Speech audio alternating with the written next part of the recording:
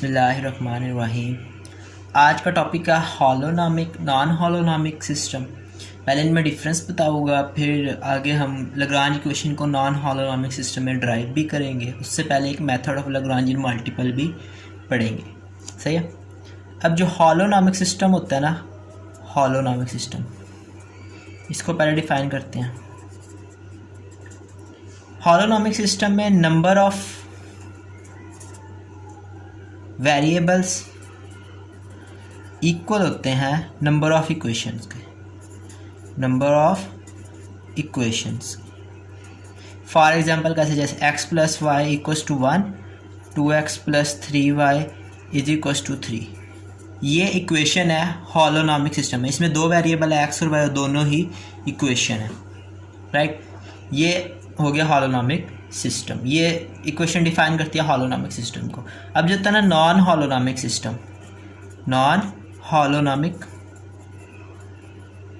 System, इसमें जो number of equations होती है ना, नंबर ऑफ इक्वेशन, ये लेस होती है नंबर ऑफ वेरिएबल से, लेस होता है नंबर ऑफ वेरिएबल्स से। फॉर एग्जांपल जैसे मैं इक्वेशन लूँगा x plus y plus z is equals to 1 कर लें या 2 कर लें, जैसे x plus 3y plus 5z is equals to 9। ये इक्वेशन नॉन हॉलोनॉमिक सिस्टम को डिफाइन करिए। ये हॉलोनॉमिक सिस्टम को डिफाइन करिए, ये नॉन हॉलोनॉमिक सिस्टम को डिफाइन करिए। अब हमारा एक्चुअल में टारगेट है कि हमने जो मसलन पढ़ना है ना, वो लैग्रांज इक्वेशन को ड्राइव करना है नॉन हॉलोनॉमिक सिस्टम में। अब तक करते रहे ना, हॉलोनॉमिक सिस्टम में हमने किया है। सही है। अब नॉन हॉलोनॉमिक सिस्टम में ड्राइव करने से पहले मैं एक मेथड पढ़ाऊँगा जिसको कहते हैं मेथड ऑफ लैग्रेंजियस मल्टीपल। इसको मैं राइट कर देता हूँ, मेथड ऑफ लैग्रेंजियस मल्टीप्लायर। लैग्रेंजियस मल्टीप्लायर का मेथड। सही है। ये नॉन हॉलोनॉमिक सिस्टम के लिए होता है। In non holonomic system, non holonomic system, non holonomic system में नंबर ऑफ इक्वेशंस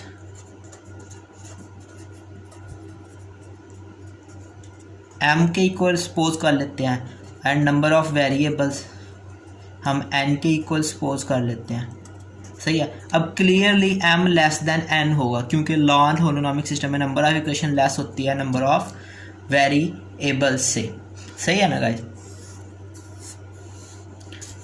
इस मेथड, अब एक फंक्शन ले लिया एफ एल से, उसे कह दिया वो generalize coordinates q1 q2 qn और t पे डिपेंड कर रहा है। सही है। ये एक फंक्शन ले लिया हमने, q1 q2 qn और t पे डिपेंड कर रहा है, उसको इक्वल्स टू 0 रख लिया। सही है गाइस, यानी कि वेरिएबल्स भी हम ही दे। अब फॉर ये कब कर रहे हैं, जब ये t पे डिपेंड कर रहा है। For depended upon t, dependent, ये लिख रहा है depended upon time. Right guys. अब इसका आप डिफरेंशियल ले लें। अगर फॉर एग्जांपल 0 के बजाय यहाँ कांस्टेंट लिखा, जब आप डिफरेंशियल दोनों तरफ डेल्टा अप्लाई करोगे, चेंज इन डेल्टा 0 होता है, तो दैट्स वाई, यानी कि delta f l is equals to q, delta f q1 qn and t। यहाँ तो डेल्टा c, उसका आंसर क्या आएगा, चेंज। ठीक है ना। Average rate of change of constant भी 0 होता है, और इंस्टेंटेनियस रेट ऑफ चेंज भी कांस्टेंट का 0 होता है। सही ना। जैसे ये इक्वेशंस, ये F L q1 q2 qn, ये फैमिली ऑफ इक्वेशन को जनरलाइज कोऑर्डिनेट्स में शो कर रहा है। इसको इक्वल्स टू कांस्टेंट रख लो या 0 रख लो, कोई फ़र्क नहीं पड़ता। इसका जब आप डिफरेंशियल होगा वो भी इक्वल्स टू 0 आएगा, और चेंज इन कांस्टेंट 0 होता है, इस वजह से दोनों केस में हमारा आंसर 0 ही आएगा। अब डेल्टा एफ एल इसको कैलकुलेट कर लेंगे, partial F L over partial q1 delta q1 plus up to so on partial F L over partial q1 delta qn plus partial F L over partial t delta t is equals to 0। अब इन यहाँ से यहाँ तक इसको combine करके लिख लो, partial F L over partial qj delta qj plus partial F L over partial t delta t is equals to 0। सही है गाइस। अब ये जो टर्म है ना पार्शियल एफ एल, इसको मैं खुद से पुट कर रहा हूँ, put partial F L over partial Q J, इसको पुट कर दिया ए एल जे के इक्वल, और partial F L over partial T को मैंने पुट कर दिया ए एल टी के इक्वल, जस्ट एक नाम दे दिया इसको, सही है। अब नेक्स्ट, अब ये वैल्यू मैं इसमें इंसर्ट कर दो, ये आएगा a l j delta q j plus a l t delta t is equals to 0। इस इक्वेशन नंबर 1 कह दो, राइट। अब फॉर टाइम इंडिपेंडेंट, अब ये जो फंक्शन हमने लिया था ना, ये टाइम पर डिपेंड कर रहा था, यानी कि ये हमने रियोनॉमिक कॉन्स्टेंट्स में लिया हुआ था। अब हम स्लेरियोनॉमिक कॉन्स्टेंट्स में लेंगे for independent of time, independent of time, यानी कि हम स्लेरियोनॉमिक कॉन्स्टेंट्स में लेंगे।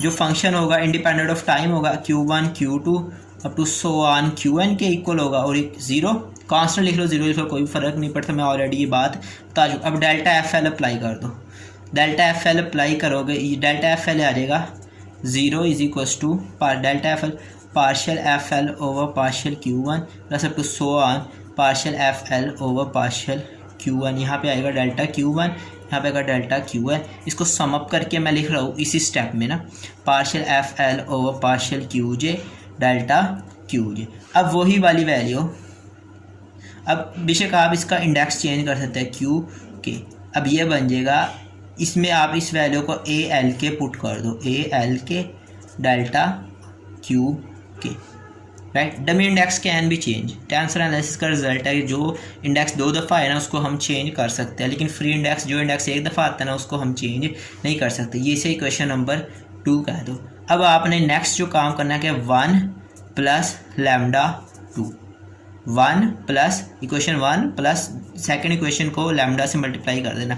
लेकिन ये बात याद रखें, जो मैंने ये फैक्टर सर्कल किया है ना, ये ए एल के इक्वल है, जैसे यहाँ पे मैंने इसको ए एल जे के इक्वल रखा था इंडेक्सिंग नोटेशन को देखते हुए। अब 1 प्लस लैम्डा 2 कर देंगे, ये आ जाएगा हमारे पास ए एल के डेल्टा क्यू के plus a l t delta T, ये 1 equation plus lambda into A L के डेल्टा क्यू के इज इक्वल्स टू 0। दोनों तरफ 0 है, इसकी साइड में भी 0, इसकी साइड में भी, दोनों को सम अप किया है तो हमारा ये आंसर आ गया। This is called method of Lagrange multiplier, ठीक है। ये हमने नॉन होलोनॉमिक कॉन्स्टेंट्स में ये इसको ड्राइव कर लिया, ये आगे हमने अब यूज़ करना है to drive the equation of Lagrange in non holonomic constant. यहाँ पे पहले मैं स्टेटमेंट लिख रहा हूँ, Lagrange equation, Lagrange equation in non-holonomic constants। Non holonomic constants में लैग्रेंज इक्वेशन क्या होगी, सही है ना गाइस। अब होलोनॉमिक कॉन्स्टेंट में लैग्रेंज इक्वेशन को यूज़ करना है, फिर उसके हम ये बनाएंगे नॉन होलोनॉमिक कॉन्स्टेंट की लैग्रेंज इक्वेशन को। सो सबसे पहले for holonomic constraints Lagrange equation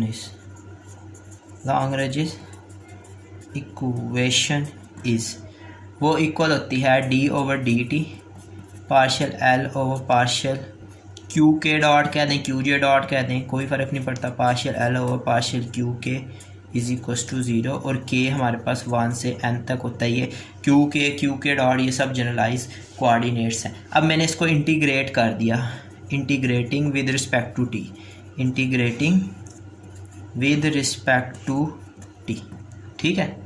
integrate हम कर लेंगे, तो इंटीग्रेट कर लेना मैंने इसको t नॉट से t तक, यहाँ पे आएगा d over D T partial l over partial q के dot minus partial l over partial q के, इसमें आ जाएगा डी टी। दो इसका 0 को करोगे तो कोई फ़र्क नहीं पड़ेगा इंटीग्रेट करने से भी, सही है। अच्छा, पहले इंटीग्रेट करने के ना हमने एक स्टेप कर लेना है कि इसको हमने डेल्टा क्यू के से दोनों तरफ मल्टीप्लाई करेंगे, सही है। तो उससे इधर से 0 हो जाएगा, इधर फिर हमारा ये आ जाएगा। अब ये क्यों कर रहा है ये मैं आपको रीज़न इसकी बाद में बताऊँगा। अब ये माइनस पहले ले जो, माइनस एक बाहर निकाल लिया कॉमन, टी नॉट से टी, ये क्यों कर रहा है इसकी भी रीज़न मैं आपको बता दूंगा बाद में, प्रूफ करेंगे एंड में इजी हो जाएगा। Minus D over D T partial l over partial q के डॉट डेल्टा q के d t is equal to 0। सही है गाइस। अब ये जो इक्वेशन है ना ये टाइम डिपेंडेंट है। अब नॉन होलोनॉमिक के लिए ये वाला ये समझ लो कि ये जो इक्वेशन हमने लिखी है ना ये टाइम डिपेंडेंट पार्ट है जो प्रीवियस मैंने लाग्रांजियन यानी कि मल्टीप्लायर मेथड में निकाला था। अब इंडिपेंडेंट ऑफ टाइम के लिए मैंने एक और निकाला था कि आल्सो एक निकाला था मैंने कि जो जब हमने एफ़ को इंडिपेंडेंट ऑफ टाइम लिया था तो हमारे पास सोल्यूशन आता है ए एल के डेल्टा क्यू के इज इक्वल्स टू 0। और ये ए एल के हमारे पास क्या था, partial F L over partial Q के इक्वल था, वेयर ए एल के हमारे पास इसके इक्वल था। सही है। इसे इक्वेशन नंबर 1 कह दो, इसको इक्वेशन नंबर 2 कह दो। ये टाइम डिपेंडेंट है, ये टाइम इंडिपेंडेंट है। सही है। तो आप अभी इस इक्वेशन नंबर 2 कह दिया, अब इसको आप इंटीग्रेट कर लो 1 की तरह। इसको मैंने इंटीग्रेट कर दिया टी नॉट से टी के दरमियान ए एल के डेल्टा क्यू के d t is equals to 0। अब इसको इक्वेशन नंबर आप 3 कह दें। ठीक है गाइस। अब ये जो इक्वेशन नंबर 1 है इक्वेशन नंबर 2 पे अब वही rule Lagrange multiply 1 plus lambda L 2। सही guys. So partial L over partial Q K minus D over D T, ये कर लें टी नॉट से T, partial L over partial Q K dot plus lambda L A L K. सही है guys. अब इसमें पहली में से भी डी टी डेल्टा क्यू के कॉमन ले लो, बाई लिख दिया, दूसरी में से भी डी टी डेल्टा क्यू के बाई लिख लिया। अब ये इस तरफ तो कोई फ़र्क नहीं पड़ेगा, 0 ही रहेगा। अब देखो डी टी और डेल्टा क्यू के ये 0 नहीं है, बट इन दोनों ये 0 आ रहा है, तो इसका मतलब ये 0 नहीं है, इंटीग्रल भी 0 नहीं है, तो इसका मतलब ये जो अंदर वाला फैक्टर है ना ये 0 है। तो यहाँ से हमारे पास आ जाएगा पार्शियल क्यू के D over D T partial L over partial Q K dot plus lambda L A L K. Right guys. अब इक्वल्स टू 0। अब इसको उठा के इधर ले जाएं, A L K lambda L D over D T partial L over partial Q K dot minus partial L over partial Q K. This is the Lagrange equation for non holonomic system. जब मैंने इसको define किया था ना शुरू के पहले lecture में, तो मैंने कहा था कि जो इक्वेशन होती है ना x square plus y square equals to a square, तो ये तो हो जाती है हॉलोनॉमिक सिस्टम के लिए। तो ये जो इक्वेशन होती है एक्स स्क्वायर प्लस वाई से या तो ग्रेटर देन ए स्क्वायर होगा या लेस देन ए स्क्वायर होगा, तो ये होती है नॉन हॉलोनॉमिक सिस्टम के लिए। यहाँ भी देख लें क्या लाग्रांज इक्वेशन की वैल्यू मसलन कि इस साइड पर जो हो रहा है ये 0 से बड़ा आ रहा है। सही है ना। यानी कि लाग्रांज इक्वेशन या 0 से ग्रेटर होगी या 0 से लेस होगी, 0 के इक्वल नहीं होगी। सही है ना। यही नॉन हॉलोनॉमिक सिस्टम की शुरू में डेफिनेशन भी की थी और आज ये लाग्रांज इक्वेशन को हमने प्रूफ भी कर दिया।